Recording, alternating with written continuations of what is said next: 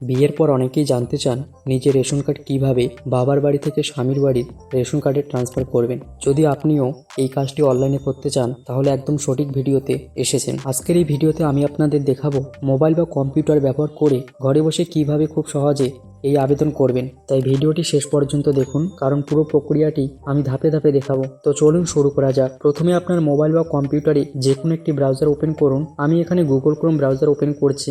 Browser open করার পর search বক্সে লিখুন WP ফুড এবং সার্চ করুন। এরপর সার্চ রেজাল্টে যে প্রথম অফিসিয়াল ওয়েবসাইটটি দেখতে পাবেন সেটিতে ক্লিক করুন। তাহলেই পশ্চিমবঙ্গ রেশন কার্ডের অফিসিয়াল ওয়েবসাইটে পৌঁছে যাবেন। আপনাদের সুবিধার জন্য এই ওয়েবসাইটের লিঙ্ক ভিডিওর ডেসক্রিপশন এবং কমেন্ট বক্সে দিয়ে রাখবো। চাইলে সেখান থেকে সরাসরি ওয়েবসাইটে প্রবেশ করতে পারবেন। ওয়েবসাইটে আসার পর উপরের দিকে সিটিজেন হোম নামে একটি অপশন দেখতে পাবেন, সেটিতে ক্লিক করুন। সিটিজেন হোমে ক্লিক করার পর একটি নতুন পেজ ওপেন হবে। এখানে রেশন কার্ড রিলেটেড কর্নার অপশনে ক্লিক করুন।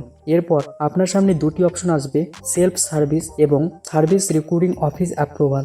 আমাদের ক্ষেত্রে সার্ভিস রিক্রুটিং অফিস অ্যাপ্রুভাল অপশনটিতে ক্লিক করতে হবে। তারপর অ্যাপ্লাই অনলাইন অপশনে ক্লিক করুন। এরপর যে পেজটি ওপেন হবে সেখানে এন্টার আধার নাম্বার অপশন দেখতে পাবেন। এখানে যে মহিলা রেশন কার্ড বাবার বাড়ি থেকে স্বামীর বাড়িতে ট্রান্সফার করা হবে সেই বিবাহিত মহিলার আধার নাম্বারটি লিখতে হবে। এখানে একটি গুরুত্বপূর্ণ বিষয় মনে রাখবেন, যে আধার নম্বরটি দেবেন সেই আধার কার্ডের সঙ্গে অবশ্যই একটি মোবাইল নম্বর লিঙ্ক থাকতে হবে, কারণ পরবর্তী ধাপে সেই মোবাইল নম্বরে একটি OTP পাঠানো হবে।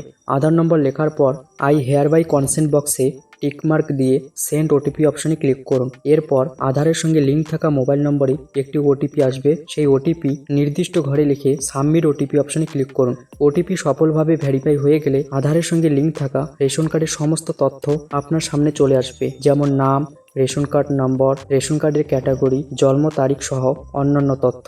এখানে দেখানো সমস্ত তথ্য ভালোভাবে মিলিয়ে নিন। যদি সব তথ্য সঠিক থাকে তাহলে উপরোক্ত রেশন কার্ড কি আপনার, এই প্রশ্নের উত্তরে ইয়েস অপশনটি নির্বাচন করুন এবং তারপর নেক্সট অপশনে ক্লিক করুন। এবার নেক্সট অপশনে ক্লিক করার পর আপনার সামনে এই ধরনের একটি পেজ ওপেন হবে। এখানে আপনি দেখতে পাবেন যে আধার নম্বর দিয়ে লগইন করেছেন সেই সদস্য বর্তমানে যে পরিবারে যুক্ত আছেন সেই পরিবারের সমস্ত তথ্য দেখানো হচ্ছে।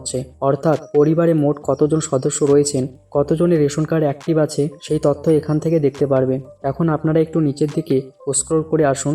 এখানে অনলাইন ফর্ম সার্ভিস নামে একটি অপশন দেখতে পাবেন। এই অপশনে ক্লিক করুন। ক্লিক করার পর বিভিন্ন ধরনের ফর্ম নম্বর দেখতে পাবেন। যেহেতু আমরা একজন বিবাহিত মহিলা রেশন কার্ড বাবার বাড়ি থেকে স্বামীর বাড়ির পরিবারে ট্রান্সফার করার আবেদন করছি, তাই আমাদের ফর্ম নাম্বার 14 নির্বাচন করতে হবে। এখানে ফর্ম নাম্বার 14 পাশে ক্লিক হিয়ার অপশনটি দেখতে পাবেন, সেটিতে ক্লিক করুন। এরপর পরবর্তী পেজে আপনার সামনে কিছু তথ্য দেখানো হবে, যেমন আপনি কোন ফর্ম নির্বাচন করেছেন, আধার নম্বর এবং বর্তমানে আপনার রেশন কার্ডের সঙ্গে কোন মোবাইল নম্বর লিঙ্ক রয়েছে। এখানে তথ্যগুলো একবার ভালোভাবে মিলিয়ে নিন। সব কিছু ঠিক থাকলে নেক্সট অপশনে ক্লিক করুন। এরপর আবার পরিবারের সমস্ত সদস্যের রেশন কার্ডের তথ্য দেখতে পাবেন। এখানে একটি গুরুত্বপূর্ণ বিষয় আপনাদের জানিয়ে রাখি, যে সমস্ত সদস্যের রেশন কার্ড বর্তমানে চালু আছে তাদের স্ট্যাটাস সাধারণত সবুজ রঙে দেখানো হবে, আর যে সমস্ত সদস্যের রেশন কার্ড বন্ধ হয়ে গেছে তাদের রেশন কার্ড লাল রঙে দেখানো হবে। এছাড়াও যদি কোনো সদস্যের রেশন কার্ড হলুদ রঙে দেখানো হয় তাহলে বিষয়টিকে গুরুত্ব সহকারে নেবেন, কারণ অনেক ক্ষেত্রে এটি নির্দেশ করে যে সেই সদস্যের ইকুআইসি সম্পূর্ণ হয়নি বা রেশন কার্ডের স্ট্যাটাস ঝুঁকিপূর্ণ অবস্থায় রয়েছে। তাই এমন পরিস্থিতিতে যত দ্রুত সম্ভব ইকুআই সম্পূর্ণ করে নেওয়া উচিত, যাতে ভবিষ্যতে কোনো সমস্যা না হয়। সবকিছু ঠিক থাকলে আবারও নেক্সট অপশনে ক্লিক করুন। এখন আপনার সামনে পরিবারের সমস্ত সদস্যের তালিকা চলে আসবে। এখান থেকেই আপনাকে নির্বাচন করতে হবে কোন সদস্যের রেশন কার্ড নতুন পরিবারে ট্রান্সফার করা হবে। প্রত্যেক সদস্যের নামের পাশে একটি করে সিলেক্ট করার বক্স দেখতে পাবেন। আপনি যে বিবাহিত মহিলার রেশন কার্ড ট্রান্সফার করতে চান শুধুমাত্র তার নামের পাশে বক্সে টিকমার্ক করুন। এখানে একটি বিষয় খেয়াল রাখবেন, ভুল করে অন্য কোনো সদস্যকে নির্বাচন করবেন না, কারণ আপনি যাকে নির্বাচন করছেন পরবর্তী প্রক্রিয়াটি তার জন্যই সম্পন্ন হবে। সদস্য নির্বাচন করার পর নিচে এসে সিলেক্ট বেনিফিশিয়ারি অপশনে ক্লিক করুন। এরপর যে সদস্যকে নির্বাচন করেছেন তার সমস্ত তথ্য আবারও দেখানো হবে, যেমন নাম, রেশন কার্ড নাম্বার, লিঙ্গ এবং আধার নম্বর। এখানে আরেকবার তথ্যগুলো যাচাই করে নিন, কারণ এই পেজে যার তথ্য দেখানো হচ্ছে তার রেশন কার্ডই নতুন পরিবারে ট্রান্সফার হবে। সব কিছু ঠিক থাকলে নিচে প্লিজ সিলেক্ট রিজন অপশনে আসুন। এখানে আপনাকে ট্রান্সফারের কারণ নির্বাচন করতে হবে। যেহেতু আমরা বিবাহের কারণে রেশন কার্ড ট্রান্সফার করছি, তাই এখান থেকে ম্যারেজ অপশনটি নির্বাচন করব।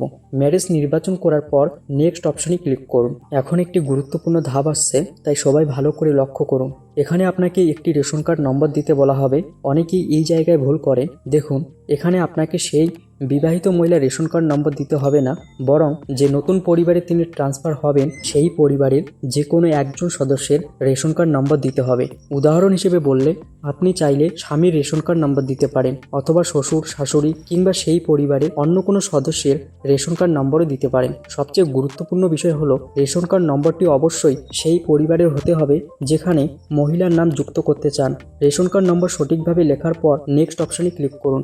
এরপর সিস্টেম সেই পরিবারের তথ্য নিয়ে আসবে, অর্থাৎ যে সদস্যের রেশন কার্ড নম্বর দিয়েছেন তার নাম, রেশন কার্ড নম্বর এবং আধার নম্বর এখানে দেখতে পাবেন।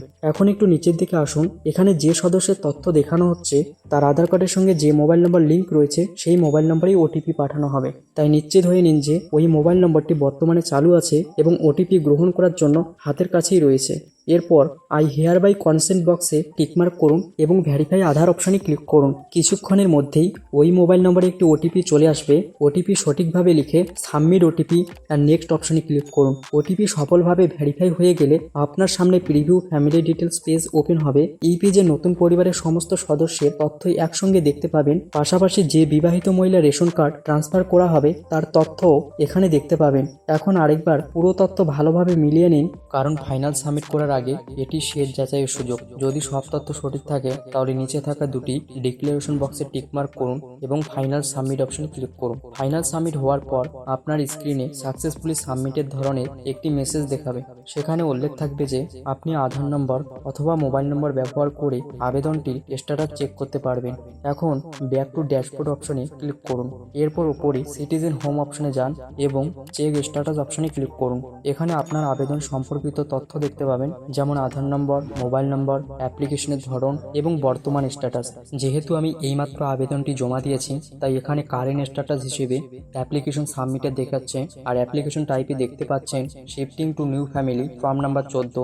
এখন আবেদন জমা হয়ে গেলেও সঙ্গে সঙ্গে অ্যাপ্রুভ হবে না। সাধারণত সব তথ্য সঠিক থাকলে 7 থেকে 10 দিনের মধ্যে আবেদনটি অ্যাপ্রুভ হয়ে যায়। তবে কিছু ক্ষেত্রে সময় একটু বেশি লাগতে পারে, কারণ আবেদনটি সংশ্লিষ্ট ফুড অ্যান্ড সাপ্লাই বিভাগের অফিসার যাচাই করার পরেই অ্যাপ্রুভ করা হয়। যত দ্রুত যাচাই সম্পন্ন হবে তত দ্রুত ওই বিবাহিত মহিলার রেশন কার্ড নতুন পরিবারের ট্রান্সফার হয়ে যাবে। তো এই ছিল সম্পূর্ণ অনলাইন প্রক্রিয়া। আপনারা বাড়িতে বসে মোবাইল ফোন বা কম্পিউটার ব্যবহার করে খুব সহজেই রেশন কার্ড ট্রান্সফারের আবেদন করতে পারবেন।